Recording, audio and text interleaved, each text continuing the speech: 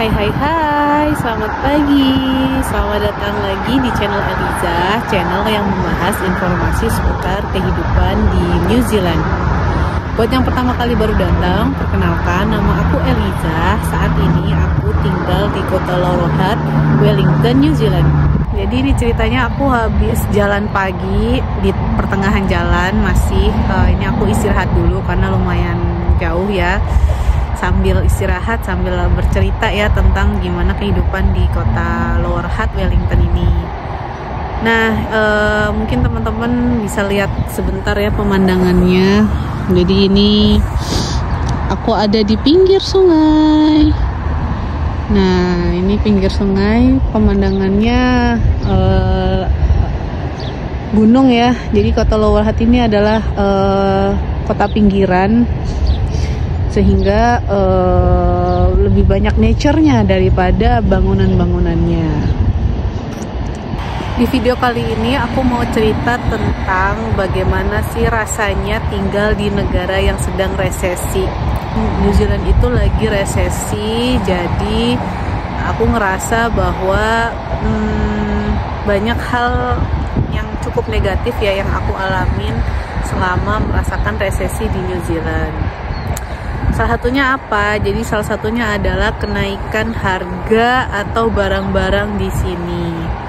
Yang pertama adalah aku merasakan jalanan yang biasanya itu gratis, kita bisa parkir mobil di pinggir jalan tanpa bayar, itu mulai dari 1 Oktober 2024 diberlakukan biaya parkir sebesar $3 per jamnya. Yang dulunya itu udah bertahun-tahun dari awal orang tinggal di sini sampai sebelum 1 Oktober itu gratis, maka mulai dari 1 Oktober 2024 diberlakukan biaya parkir.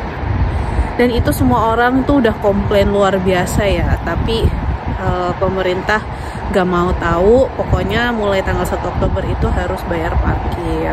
Yang kedua adalah biaya harga bahan makanan itu naik ya. Jadi harga bahan makanan pokok seperti telur, daging sapi, daging ayam, sayur mayur itu naik.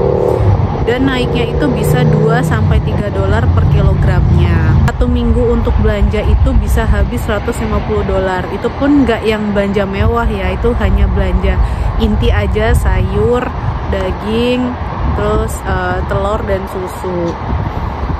Selanjutnya yang ketiga adalah apa yang aku rasain, yaitu biaya visa naik. Jadi waktu aku apply visa di tahun lalu itu masih harganya sekitar $700, dan mulai tahun ini pemerintah itu mau menaikkan biaya visa, dan hampir semua biaya visa itu naik menjadi 100% atau 2 kali lipat. Itu impact banget karena aku ceritanya mau ngundang keluarga aku ke sini, jadi dari $246 jadi $350, naik $100. Itu kerasa banget ya. Apalagi untuk yang biaya pengajuan visa kerja itu 2 kali lipat, dari $700 jadi $1.500. Jadi pemerintah bener-bener lagi ngambilin duit nih orang-orang yang mau masuk ke New Zealand.